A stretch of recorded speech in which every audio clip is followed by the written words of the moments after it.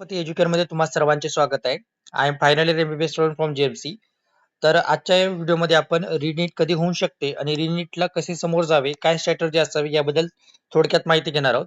तर सर्वप्रथम जर तुम्ही आमच्या चॅनलवर नवीन असाल तर आमच्या चॅनलला सबस्क्राईब करा. आमच्या चॅनलवर महाराष्ट्रामधील एमबीबीएस झालं, बीएमएस झालं, BHMS, physiotherapy, BSc bachelor of veterinary science, BSc nursing, तसेच सेंट्रलची एमसीसी आणि वेटरनरी काउन्सिलिंग ऑफ इंडिया या सर्व काउन्सिलिंग प्रोसेस बद्दल व्यवस्थितरित्या माहिती पुरवली जाते.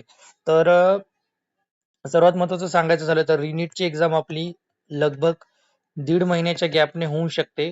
एवढं तुम्ही पकडून चला. 1.5 महिन्याने म्हणले तर ती जून एंडिंगला किंवा जुलै स्टार्टिंगला, जुलै फर्स्ट वीक ऑफ जुलै यामध्ये होऊ शकते ही एक्झाम.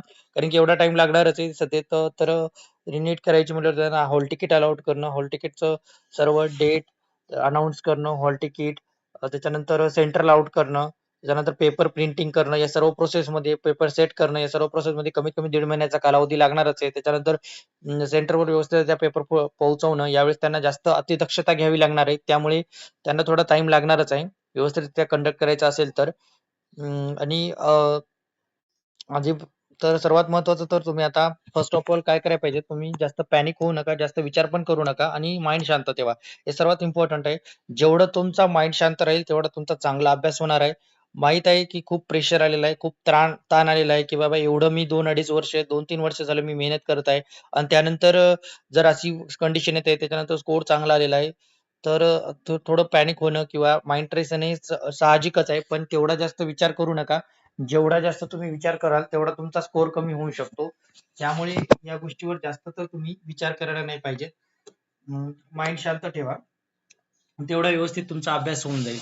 त्यानंतर जर सांगायचं झालं तर किंवा काय होईल, कसं होईल या गोष्टीचा पण जास्त विचार करू नका, किंवा माझा नेक्स्ट टाइम स्कोर वाढेल का काय नाही. एक तुम्ही याला संधी म्हणून पण घेऊ शकता. कोरोनाच्या काळामध्ये पण विद्यार्थ्यांची अशी चालत होत होती. पेपर यायचा, पेपरच्या नंतर लगेच 15 दिवसावर तो पेपर पोस्टपोन व्हायचा. ही सेम कंडिशन कोरोनाच्या काळामध्ये पण विद्यार्थ्यांनी फेस केलेली आहे. पण टिकले तेच विद्यार्थी ज्यांनी शेवटपर्यंत सातत्यानं अभ्यास करत राहिले. ते परत तेच विद्यार्थी शेवटपर्यंत टिकलेले आहेत. त्यानुसार तुम्ही पण तुमची स्ट्रॅटेजी ठेवा. ज्या विद्यार्थ्यांचं कोरोनामध्ये नीट दिलेली आहे, त्यांनी पास आउट झालेले, चांगल्या प्रकारे मार्क घेतलेले आहेत, त्या विद्यार्थ्यांशी पण तुम्ही संपर्क साधू शकता, की काय करावं, कसं नाही. तुम्हाला जर काही डाऊट वाटत असेल तर. आणि त्याच्यानंतर तुम्ही तुमचा थर्ड मेचा पेपर व्यवस्थितरित्या अॅनलाईज करा. जो तुम्ही थर्ड मेला पेपर दिलाय का, त्याच्यात व्यवस्थित अॅनलाईज करा. कशामध्ये तुम्ही कमी पडले, काय तुमचा स्कोर आला, स्कोर कसा आला तुमचा, याच्यावर तुम्ही फोकस करा.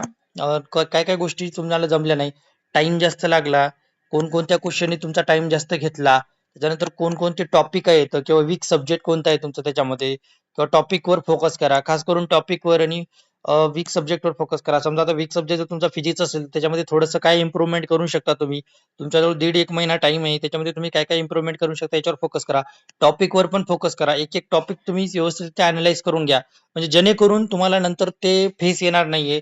आणि जर तुमचा स्कोर कमी येत असेल तर किती मार्काने मी कमी पडलो, अजून मी स्कोर इम्प्रूव्ह करू शकलो असतो का, तर किती इम्प्रूव्ह करू शकलो असतो, या प्रत्येक गोष्टीवर लक्ष द्या. आणि एक पण लक्षात असू द्या, पेपर हार्ड पण येऊ शकतो यावेळेचा. तर पेपर हार्ड आला तरी घाबरू नका. गेल्या वर्षी तुम्ही सिनारिओ पाहिलाच असेल, एक सगळ्यांनाच पेपर हार्ड गेलता तर कट ऑफ ऑटोमॅटिक सर्वात जास्त खाली आलता. 150, जवळपास 110 मार्कांनी कट ऑफ खाली आलता गेल्या वर्षी. तसंच सेम सिनारिओ होतो जर पेपर हार्ड आला तर पेपर कट ऑफ पण तेवढाच कमी येतो. फक्त हे असतं की जे जे विद्यार्थी प्रामाणिकपणे मेहनत केलेली आहेत का, त्यांचं लक, त्यांना सक्सेस 100% शुअर येत असतं. फक्त तुमचा प्रामाणिकपणे आतापर्यंत जर तुम्ही मेहनत घेतलेली ती अजून फक्त 1.5-1 महिना तुम्हाला जास्त करायची आहे, एवढंच आहे. आणि त्याच्यामुळे तुमची मेहनत तुम्ही कमी करू नका. जेवढी तुम्ही आतापर्यंत केलेली आहे त्या मेहनतीनेच तुम्ही समोरचा पण अभ्यास करा.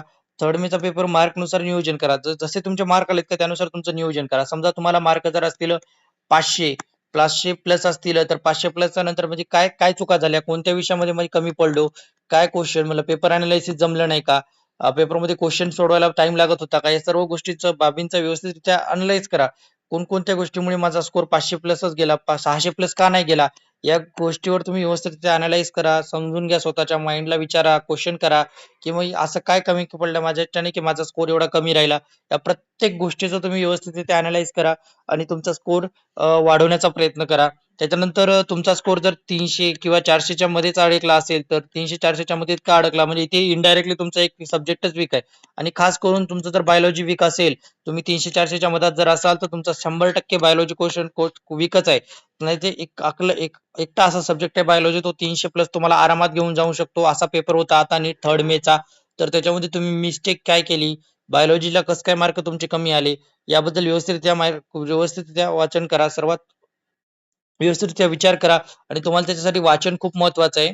बायोलॉजीसाठी तुम्ही जेवढं जास्त वाचाल तेवढा तुमचा स्कोर 100% इन्क्रीज होणार आहे.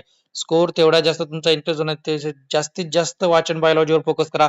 केमिस्ट्रीमध्ये पण तुमचा स्कोर जर 400च्या खाली राहत असेल, तर तुम्ही केमिस्ट्री आणि तुमचं बायोलॉजी सर्वात जास्त वीक आहे हे सरळ-सरळ दिसून येत आहे.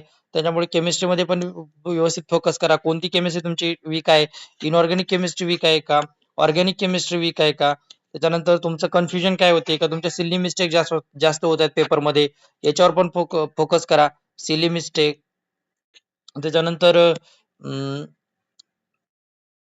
किंवा तुमचे निगेटिव्ह मार्किंग मध्ये जास्त क्वेश्चन चालले तर निगेटिव्ह मार्किंग याच्यावर पण तुम्ही फोकस करायला पाहिजे की बाबा मी कुठे जास्त चुकत आहे किंवा क्वेश्चन अनालायसिस मध्ये चुकत आहे, क्वेश्चन व्यवस्थित वाचत ना तुम्ही त्याच्यामध्ये चुकत आहे किंवा तुम्हाला क्वेश्चन पूर्ण म्हणजे लेंदी क्वेश्चन असतात. जर बायोलॉजीचे काही काही विद्यार्थ्यांना कसं ते पूर्ण क्वेश्चन वाचायला जास्त टाइम गेला, तर त्याच्यावर पण तुम्ही फोकस करा की बाबा मला क्वेश्चन वाचायला जास्त टाइम लागत आहे का, मी क्वेश्चन व्यवस्थित सोडवत नाही का, याच्यावर पण एकदम व्यवस्थितरित्या बारकाईनं लक्ष द्या. तुमचा पेपर तुम्ही व्यवस्थितरित्या अनालिसिस करा कारण की तुम्ही एक ऍक्च्युअली नीट एक्झाम दिलेली आहे.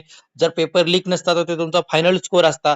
तर तुम्ही काय काय मिस्टेक केल्या, कोणकोणत्या मिस्टेक केल्या, एकदम बारकाईने अनालाइज करा आणि त्या मिस्टेकवर तुम्ही काम करा. खास करून त्या मिस्टेकवर तुम्ही काम करा की ह्या मिस्टेक मी केल्या म्हणून हा माझा स्कोर कमी आला. त्याच्यानंतर तुमचा जास्त 600 आलाय पण 600 पेक्षा पण जास्त गेला असता तर काय काय मिस्टेक केल्या मी याच्यामुळे कोर्स कमी गेला माझा. या प्रत्येक गोष्टीवर तुम्ही अनालाइज करा की बाबा माझा कोर्स एवढाच कस काय आला, याच्यावर जाऊन शकत होता का, तर काय केलं पाहिजे होतं मी याच्यावर पेपर जायला. या प्रत्येक गोष्टीला व्यवस्थित अनालाइज करा. त्याच्यानंतर पेपर सॉल्व्हिंग वर सर्वात जास्त वाचन आणि रिव्हिजनवर याच्यावर रिव्हिजन आणि प्रॉब्लेम सॉल्व्हिंग भर द्या. जेवढं जास्त तुम्ही रिव्हिजन व प्रॉब्लेम सॉल्व्हिंग वर भर देसाल का, तेवढा तुमचा स्कोर वाढण्याची शक्यता आहे. सगळ्यात जास्त वाचन करा तुम्ही. सगळ्यात खरं तर बायोलॉजी तुम्ही वाचायला पाहिजेत. सर्वात जास्त ज्या ज्या विद्यार्थ्यांचा स्कोर 300 किंवा 400 450 पर्यंत स्कोर असेल, त्या विद्यार्थ्यांनी बायोलॉजी रिव्हिजन वाचण्यावर जास्त फोकस करा. जास्तीत जास्त बायोलॉजी वाचनावर करा कारण तुमचा बायोलॉजीचा स्कोर इनडायरेक्टली कमी आहे म्हणूनच तुमचा स्कोर 300 किंवा 400च्या मध्ये राहिलेला आहे. त्याच्यानंतर तुम्हाला केमिस्ट्रीचं पण वाचन करायचंय. केमिस्ट्रीच्या मध्ये तुम्हाला कसं इनऑर्गॅनिक केमिस्ट्रीचं तुम्ही वाचन करायला पाहिजेत. मी पण माझ्या वेळेस इनऑर्गॅनिक, ऑर्गॅनिक केमिस्ट्री व्यवस्थित वाचली होती. प्रत्येक चॅप्टर आणि चॅप्टर वाचून काढलेला होता. त्यानंतर त्याच्या मागचे पण क्वेश्चन सॉल्व्ह केले होते. त्याचा मला भरपूर फायदा झालेला आहे. त्यानुसारच तुम्ही त्याचे इनऑर्गॅनिक केमिस्ट्री असू द्या, ऑर्गॅनिक केमिस्ट्री असू द्या, हे व्यवस्थित वाचून काढा बुकमधून. म्हणजे तुम्हाला त्याचा प्रॉफिटच होणार आहे. त्याच्यानंतर पेपर सॉल्व्हिंगवर आणि एक पेपर सॉल्व्हिंग तुम्ही कधी चालू करा, आता एक तुम्ही व्यवस्थितरित्या रिव्हिजन द्या शांत माइंडनं, नंतर तुम्ही पेपर सॉल्व्हिंग करा. ऍटलीस्ट 15 दिवस अगोदर असल्यानंतर तुम्ही पेपर सॉल्व्हिंगवर भर द्या पाहिजेत. याच्यावर तुम्ही भर द्या पाहिजे. ज्या विद्यार्थ्यांचे 600 प्लस मार्क आहेत त्या विद्यार्थ्यांनी आतापासूनच पेपर सॉल्व्हिंग प्लस रिव्हिजन दोन्ही पर फोकस करा. ज्या विद्यार्थ्यांचे 500 कमी मार्क आहेत त्यांनी एक रिव्हिजन दिल्यानंतर तुमचं पेपर सॉल्व्हिंग करा. ऍटलीस्ट बायोलॉजीला रिव्हिजन दिल्यानंतर तरी तुम्ही तुमचं पेपर सॉल्व्हिंग सॉल्व्ह करा. ज्या विद्यार्थ्यांना 600 प्लस आहेत त्यांनी पेपर सॉल्व्हिंग पण चालू ठेवा आणि रिव्हिजन पण चालू ठेवा. दोन्हीचं एकदम कंबाईन करा म्हणजे तुम्ही तेच टॉपिक वाचाल जे जे तुम्हाला कमी वीक वाटत आहे तर पेपर सॉल्व्हिंग नंतर तुम्हाला कळतील. कारण की तुम्ही असं जर बघायला गेलं तर तुमचे कुठेच चॅप्टर कमी नसणार आहे, तर सगळे चॅप्टर तुम्हाला येतच असणार आहेत. तर तुम्हाला रिव्हिजन करण्याचं थोडंसं अडचण येईल की तुम्हाला करावं वाटणार नाही. त्यापेक्षा तुम्ही पेपर सॉल्व्हिंग करा आणि रिव्हिजन करा. म्हणजे तुमचे जे जे टॉपिक पेपरमध्ये चुकत आहेत ते टॉपिकच तुम्ही जास्त करून फोकस करसाल आणि तुम्हाला एक टार्गेट भेटेल की बाबा माझे हे चॅप्टर चुकत आहेत, याच्यावर मी फोकस करायला पाहिजेत. ज्या विद्यार्थ्यांचे 500 400 किंवा 500 त्यांनी एक रिव्हिजन द्या. नंतर तुम्ही पेपर सॉल्व्हिंगला सुरुवात करा. नंतर तुमचं व्यवस्थितरित्या होईल. जर तुम्ही डायरेक्ट बसले पेपरला तर तुमचा स्कोर अजून कमी येईल. तुमचा कॉन्फिडन्स लूज होऊ शकतो. त्यापेक्षा तुम्ही एक व्यवस्थितरित्या वाचा नंतरच करा. कमीत कमी ऍटलीस्ट तुमचं बायोलॉजी व्यवस्थित एकदा वाचणं झाल्यानंतर तरी तुम्ही पेपर सॉल्व्हिंगला सुरुवात करायला पाहिजेत. त्याच्यानंतर स्वतःचा कॉन्फिडन्स लूज करू नका, हे महत्वाचं आहे. स्वतःचा कॉन्फिडन्स अजिबात लूज करू नका. या फेज मधून पण तुमच्या अगोदर विद्यार्थी गेलेले आहेत.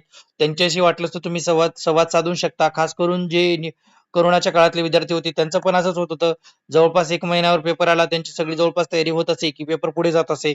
त्या विद्यार्थ्यांशी तुम्ही संवाद साधू शकता की काय करावं काय नाही. आणि जास्त मार्क आले म्हणून निवांत पण राहू नका. ते तुम्हाला धोकादायक असू शकते, की बा चला मला या नीटमध्ये 600 प्लस मार्क आलेत, मी निवांत आहे. त्याच्यामुळे असं पण नका करू, कारण की कसं आहे, जेवढी कन्सिस्टन्सी राहते, कन्सिस्टन्सी बीट द सक्सेस. जेवढी तुमची कन्सिस्टन्सी राहील तेवढे तुमचे मार्क वाढणार. नीटला कन्सिस्टन्सी खूप महत्वाची आहे, त्याच्यामुळे कन्सिस्टन्सी अजिबात तुटू देऊ नका. रूल्स तुमचे, रेग्युलेशन तुमचे व्यवस्थित ते पाळा. जेवढा तुम्ही डिसिप्लिन पाळसाल तेवढं तुमचं सक्सेस तुमच्या जवळ येऊ शकतं. त्यामुळे जास्त मार्क आलेत, मी आरामात पुढच्या नीटमध्ये मार्क घेऊ शकतो, या या कॉन्फिडन्स मध्ये अजिबात राहू नका. अत्यंत अभ्यास करणं गरजेचं आहे, कारण की तुमच्या मागचे पण विद्यार्थी आहेत ज्यांचे कमी आलेले आहेत, त्यांच्यासाठी एक नवीन सुवर्ण संधी आहे ही. खास म्हणजे ज्या विद्यार्थ्यांचं फर्स्ट अटेम्प्ट होतं घाबरल्यामुळे, कसं फर्स्ट अटेम्प्ट असल्यामुळे विद्यार्थी घाबरतात, त्याच्यानंतर त्यांना कळत नाही, पेपरचं जजमेंट लागत नाही, त्यामुळे विद्यार्थ्यांचे मार्क कमी येतात. त्या विद्यार्थ्यांसाठी एक सुवर्ण संधी आहे. त्यांनी एकदा वेळेस नीटचा अनुभव घेतलेला आहे, तर त्यांनी व्यवस्थितरित्या अभ्यास करा. रिपीट करायच्या मागे रिपीटचा विचार नका करू. तुमचा मार्क कमी असेल तर 2-2.5 महिने तुमच्याजवळ आरामात आहेत. चांगला व्यवस्थित अभ्यास करा. तुमचे मार्क वाढवण्याचा प्रयत्न करा. रिपीट पेक्षा 2 महिन्यानंतर नीट नीट देऊन जर नीट काढली फ्रेशमध्ये तर तुमचं खूपच चांगलं आहे. चांगलं होऊ शकतं. तुमचं 1 वर्ष वाचू शकतं रिपीटचं. त्यामुळे त्याच्यावर जास्त फोकस करा. एक शेवटची लढाई आहे विद्यार्थी व पालकांनो तुमची. याच्यामध्ये खचू नका तुम्ही. स्वतःचं 100% शुअर द्या. तुमचं 100% सक्सेस येईल. 100% आणि 100% सक्सेस येईल. फक्त तुमचं कॉन्फिडन्स लूज होऊ देऊ नका. आणि पालकांना पण विनंती आहे, पॅरेंट्स विद्यार्थ्यांना सपोर्ट करा. जास्त पॅनिक होऊ नका. होऊन जाते व्यवस्थित त्या सगळ्या गोष्टी. ज्या विद्यार्थ्यांना चांगले मार्क आले होते या नीटमध्ये, त्यांनी त्याच प्रकारे पुन्हा एकदा तयारी सुरुवात करा आणि तुमचा 100% द्या. एक लास्टची लढाई आहे तुमची, शेवटची. या व्हिडिओमध्ये एवढंच. व्हिडिओ आवडल्यास व्हिडिओला लाईक करा, चॅनलला सबस्क्राईब करा. या व्यतिरिक्त जर तुम्हाला काही डाऊट असेल तर तुम्ही आमच्याशी संपर्क साधू शकता. धन्यवाद.